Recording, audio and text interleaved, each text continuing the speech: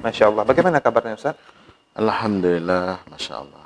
Baik Ustaz, kali ini saya mengambil tema tentang nasib manusia Ustaz. Ya, Nah, karena berkaitan dengan nasib manusia ini kan tidak semua orang tahu dan bahkan saya sendiri secara pribadi tidak tahu. Bisa kita bilang manusia ini tidak tahu tentang nasibnya. Oleh karena itu pilihan-pilihan nasib ini kan menjadi sebuah pertanyaan juga nih Ustaz. baik. Masa nasib ada pilihan-pilihannya kan gitu. Ya. Oleh karena itu mungkin Ustaz bisa menjelaskannya Ustaz. Baik. Silakan.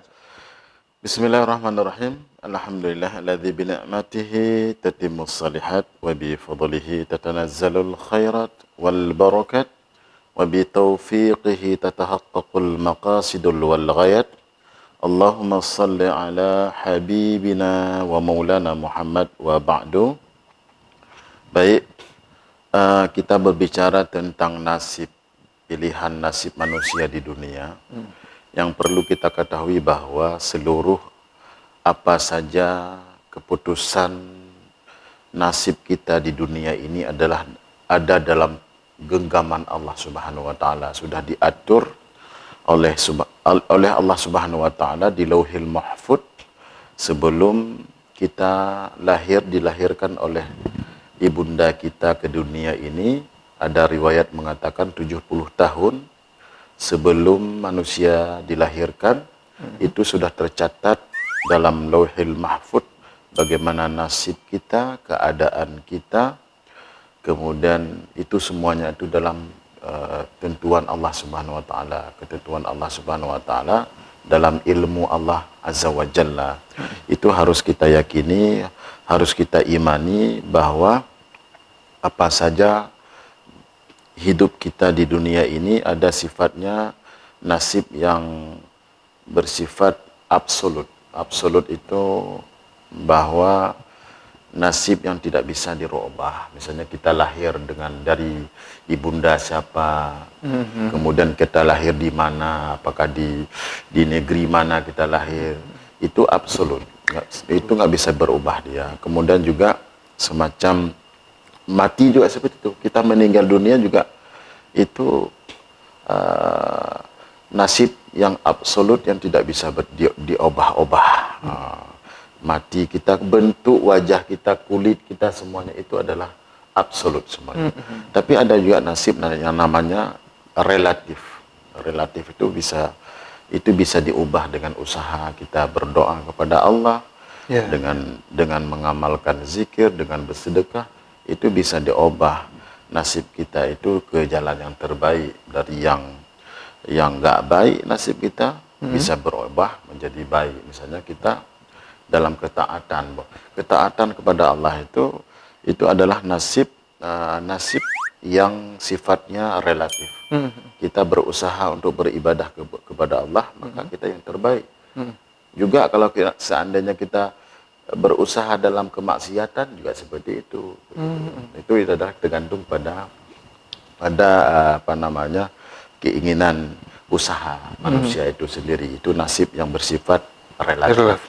Tapi ada garis besarnya, nasib manusia di dunia ini ada empat pilihan misalnya. Ada 4 nasib manusia di dunia ini. Yang pertama adalah seorang hamba, ini yang pertama, seorang hamba yang taat, bertakwa sekali, saleh sekali ibadahnya kepada Allah, tapi dia diberikan kemudahan hidup, kebaikan-kebaikan, makmur hidupnya di dunia ini. Ini sebagaimana nabi-nabi terdahulu, siapa namanya itu yang menikah dengan Putri Balkis itu siapa namanya? Nabi Sulaiman. Nabi Sulaiman itu adalah yang taat luar biasa kepada Allah Subhanahu wa taala, akan tetapi dia juga diberikan kemudahan yang luar biasa di dunia ini. Kekayaannya luar biasa, berlimpah. Masya Allah. Kemudian dia bisa berbicara dengan makhluk, dengan makhluk Jin, jin bisa, dengan burung-burung bisa juga. kemudian dia istana luar Luar biasa, biasa. kemudian dia menjadi raja ketika itu makmur. Itu sebagaimana Allah mengatakan bahwa man amila amalan salihah min dzakari wal untha wa huwa mu'min, kemudian wa huwa mu'min falanuhyiyannakum hayatan thayyibah. Barang siapa yang beramal saleh di dunia ini, baik laki-laki maupun perempuan, dia itu seorang yang beriman, dia itu akan dianugerahkan oleh Allah hayatan thayyiban. Ditumpahkan rahmat-rahmat oleh Allah Subhanahu wa taala di dunia ini berupa kekayaan, hidup senang, hidup gembira. Itu janji Allah itu dalam Al-Qur'an. Makanya orang yang nasib yang pertama, orang yang taat kepada Allah tetapi dia kaya raya. Ya. Itu nasib yang pertama. Yang kedua adalah nasib yang kedua yaitu al-istidraj. Al-istidraj ini adalah orang yang tidak taat kepada Allah. Zalim dia kepada Allah. Tidak mau salat, tidak mau puasa, tidak mau berbuat baik, tetapi kekayaannya luar biasa. Diberikan oleh Allah kekayaan yang berlimpah. Kemudian profesinya juga diberikan tempat yang paling tinggi, jabatannya tinggi, ya. Ini al-istidrat namanya. Al-istidrat ini diulur oleh Allah Subhanahu wa taala, nanti ke depannya akan diberikan azab yang tidak bisa tertolong lagi. Tidak ada yang bisa menolong azab yang diberikan oleh Allah kepada orang al-istidrat itu. Berarti kenikmatannya diterima dan diperoleh di dunia dulu. Iya. Makanya ada dua sudut pandang ketika kita memandang seseorang. Ya, ini menjadi sebuah iktibar bagi kita bahwa supaya kita nanti kehidupan kita dalam memandang orang itu pandangan yang positif. Yeah. Yang pertama adalah bila kita melihat orang yang kaya raya, kita lihat dia mobil mewah, jabatannya tinggi, kaya raya, hidupnya luar biasa. Itu ada dua sudut pandang. Yang pertama, sudut pandang yang pertama, dia itu dicintai oleh Allah. Memang anugerah Allah karena dia sangat dekat dengan Allah. Ya, ya. Ngapain kita benci dan iri kepada dia? Nggak perlu. Nggak perlu kita musuhi, nggak perlu kita iri, dengki terhadap orang seperti itu. Kenapa? Dia orang yang dipilih oleh Allah. Orang yang paling dekat dengan Allah. Betul, betul. Yang pandangan kedua adalah, ngapain kita iri dan dengki terhadap orang seperti itu? Dia ingin diberikan azab oleh Allah Subhanahu wa taala. Kategori istidraj tadi. Istidraj. Masya Allah. Jadi makanya ketika kita memandang seseorang yang kaya raya atau hidupnya mewah, hanya dua pandangan. Pandangan dia sangat terlalu dekat dengan Allah. Pandangan kedua, dia mau diazab oleh Allah. Itu makna istidraj.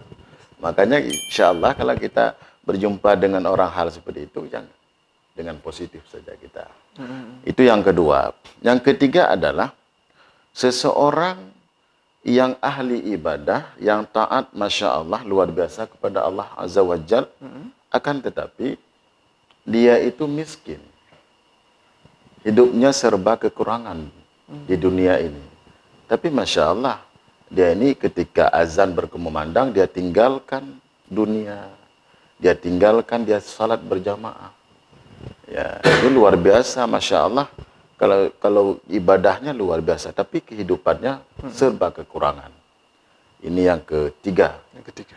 Yang jahil murakkabnya adalah yang keempat. Jahil murakkab. Itu bodoh yang luar biasa, bodoh. Apa itu? Iya kan? Orang yang ingkar janji dengan Allah, orang yang fasik, nggak mau salat, nggak mau puasa, banyak bermaksiat kepada Allah, tetapi hidupnya juga susah. Hidupnya juga susah. Seharian dia bekerja, hanya habis semalam. Kemudian besoknya bekerja lagi, berutang di mana-mana. hidup sudah susah di dunia, Iya. ya kan? Nggak mau ibadah kepada Allah, apalagi nanti di akhirat nanti.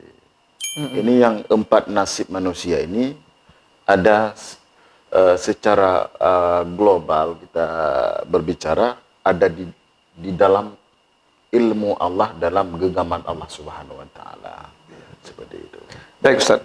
Timbul pertanyaan saya Ustaz tentang penjelasan nasib tadi Ustaz. Di pembagian 4 nasib tadi Ustaz, apakah di keempat-empat ini termasuk kategori nasib yang relatif atau yang apa tadi Ustaz? Yang mutlak ya?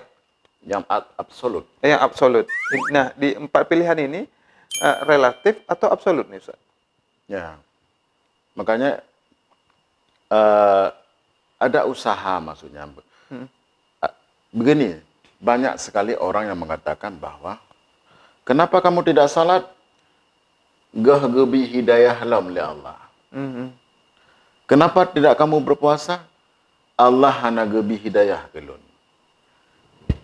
Dia mempersalahkan Allah, menyalahkan Allah bahwa dia itu Belum mendapatkan hidayah. sudah ditakdir oleh Allah. Takdir itu absolut, tidak bisa diubah lagi takdir itu. Sebenarnya hidayah itu dijemput, usaha dari manusia. Ya kan? Dijemput dulu. Ya kan? Berusaha dulu, baru Allah berikan hidayah. Kalau kita memang tidak mau cuma tidur saja, makan, tidur, makan, nggak mau ibadah, nggak mau bekerja, kita menyalahkan Allah Azza wa Jalla. Ini yang salah sekali. Kita ini makanya nasib ini ada yang relatif. Relatif ini berdasarkan usaha kita. Usaha kita berbuat baik, ya kan? Usaha kita menjemput hidayah dari Allah Subhanahu wa taala. Ya. Ya, yang absolutnya bagaimana? Yang absolut nasib yang memang tidak bisa dirubah, mati. Mati, kita lahir dari kelompok mana, dari keturunan mana, kulit kita hitam atau putih, itu absolut itu. Memang nasib yang absolut. Oh gitu Ustaz. Oh berarti orang yang mempatenkan nasib relatif ini tadi termasuk ke jahil apa tadi murakab Jahil ya? murakab. Jahil murakab. Ya, Kalau misalnya kamu kenapa tidak bekerja? Apa dah kerja? Lu cika bangai do. kayak nasib lu lagi Nasib lu lagi nyo. Itu salah. Kenapa tidak mau belajar? Lu cika bangai do lu. Nah, misalnya ini memang bawaan diri saya. Berarti itu dia mempatenkan ataupun mengabsolutkan nasib dia. Masuk. Baik Ustaz, alhamdulillah terima kasih Ustaz atas penjelasannya tadi Ustaz. Insyaallah. Semoga ini menjadi tambah wawasan untuk kami yang awam ini dan juga masyarakat-masyarakat di luar sana. Dan saya selaku MC yang membawa acara pada hari ini Ustaz mengucapkan ribuan terima kasih atas penjelasan tentang pembagian nasib tadi Ustaz. Semoga ini menjadi sebuah pencerahan bagi saya dan masyarakat Indonesia ataupun Aceh khususnya Ustaz. Baik, kita akan ketemu dalam program Tanya Ustadz di minggu ke depan bersama Ustadz-Ustadz pilihan yang kita hadirkan dalam program Tanya Ustadz ini. Saya Rahmat Rinaldi beserta Ustadz Nasai mundur diri. Assalamualaikum warahmatullahi wabarakatuh. Waalaikumsalam warahmatullahi wabarakatuh.